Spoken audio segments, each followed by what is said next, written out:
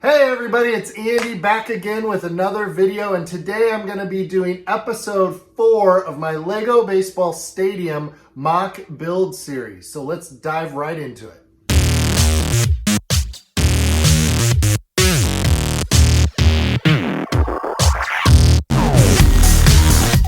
What's going on everybody? It's Andy the Pop Professor here, back with another video. Thanks so much for joining me. If you're new to my channel, I cover Lego, Star Wars, collectibles, and much more. So please consider clicking that subscribe button right down below, and also click the bell notification so you never miss another video. So it has been a year. It's April, now it's May of 2020. And I think my last video on my baseball stadium was a year ago in April. So I'm really sorry about that.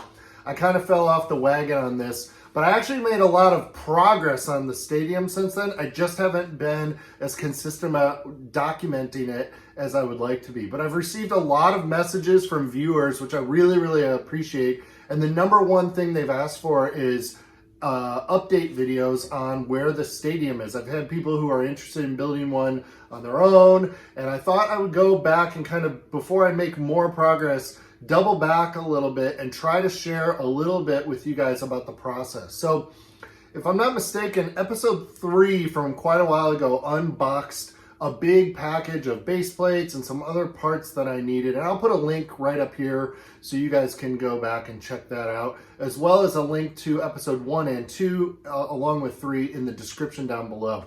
So all of these will be organized on a playlist on my channel, so you can easily go back and kind of watch from the beginning of where this stadium has gone. But currently, at the point where episode 4 would pick up, the stadium was still a baseball field. I wasn't really doing anything outside of the grass and dirt area. And I was prepping a year ago to go to Wrigley Asheville, which was only my second Lego show ever. My first being Brick Universe here in Knoxville back in the fall of, I guess that would be 2018 or something like that. And then in spring 2019 in April, Wrigley Asheville occurred, and I really wanted to bring my own MOC. So for those of you out there who have never built a MOC before, please know that this was the very first MOC I'd ever built. I'm doing it from scratch, and it can be really intimidating to jump into, but I can say now on the other side of it, it's been a ton of fun. It can be stressful at times, especially when you're kind of on your own deadline to get this thing ready for the show. But boy, did it feel awesome to be at the show with something to display. So I've got about a dozen or more videos photos that I don't actually have video footage of all of it, but I definitely have photos. So what we're going to do is we're going to dive into the computer here, and I'm going to do some voiceover of some of the photos and walk you guys through a little bit of the process of how the field eventually expanded to be ready for the show. And then we'll jump back over here and do an outro to the video and kind of chat a little bit about what's to come after this. So thanks so much for joining me, and let's check out some of the photos of the field. Okay guys, so let's take a closer look at the baseball field and where it was when we last saw it. You can see I'm working straight down the right field line in these photos. I've got a bunch of brick link parts there, and I'm slowly moving down the third base line, kind of moving one base plate at a time. This shot here shows me prepping that work. You can see all the bricks that I'm laying. Thanks so much to the Tennessee Valley Lego Club for allowing me to borrow all these 2x4 green bricks. If you were going to do this mill system moving forward, you could probably save a little money, although I didn't purchase those particular bricks I have now, by using 2x2 bricks and then 4x4 plates. And you can Google the MILS mill system. But basically these are all 32 by 32 plates that I was using with Technic pins. You'll see that in a moment. And I'm just slowly filling everything in. You can see I'm keeping my grid design with the bright green and regular green 4x4 plates. And I think this next shot might show you that completed. Yep, there we go.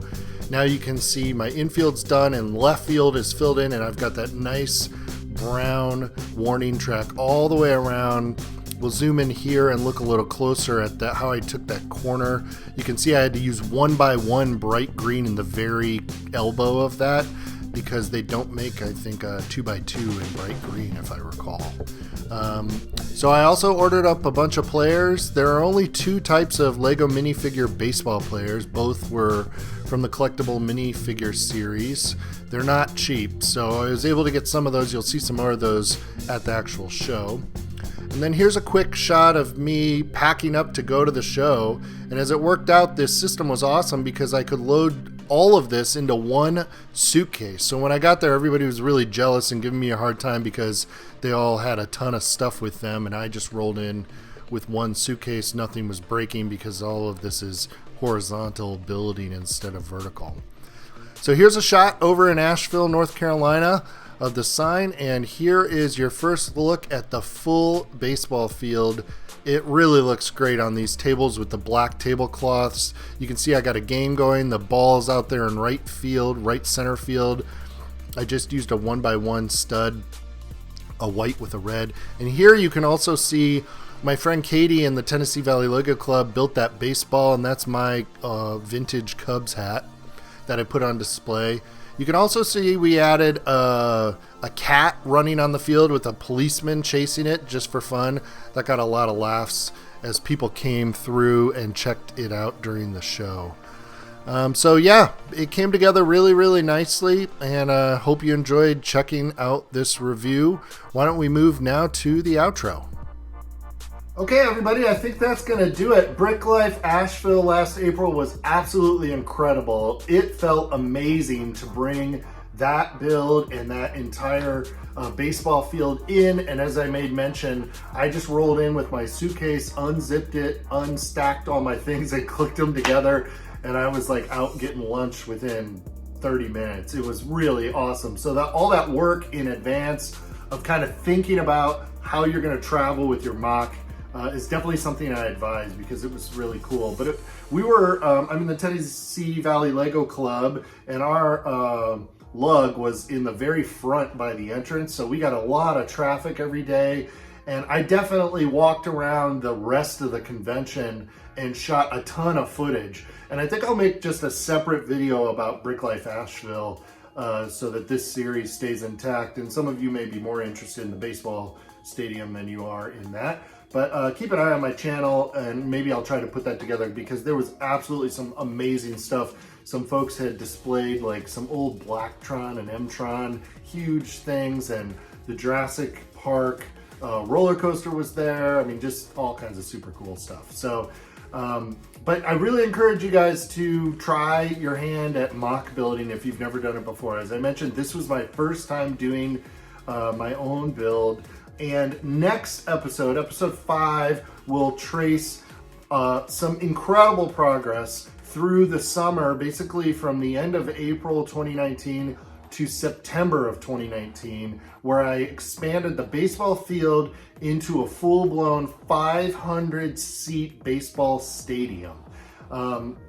Building under that kind of pressure was really stressful, actually. There was some late nights, but it was really, really awesome. That video will come out again in a couple of weeks. I'm gonna try to post about 2 update videos a month on the baseball stadium. And I've actually set up a really exciting new schedule, which includes set reviews, the baseball stadium updates, some Star Wars MOC builds, as well as minifigures on Mondays. So lots of cool stuff coming here at the channel. If you're new, please consider subscribing. And also don't forget that I now have a P.O. box. I'll put the info right over here. And I've got a P.O. box, and I would love to hear from you. So send me your letters or your sig figs. I'm gonna start a wall here in the studio if I can get some of those in the mail. And then also leave me a comment down below with your questions about this build. Let me know what you think of the build. Also want to give a big shout out, as I have before, to Brick Revolution. If you haven't checked out his baseball stadium on YouTube, he does an excellent job. And I definitely, back in the early days of this build, was checking his stuff out quite a bit. We've never met in person, but he does some really cool stuff on YouTube, so I want to give him his due there. And yeah, I think that's going to wrap it up for the video today, guys. As always, thank you so much for watching. I'll be back again very soon with another video, so take care.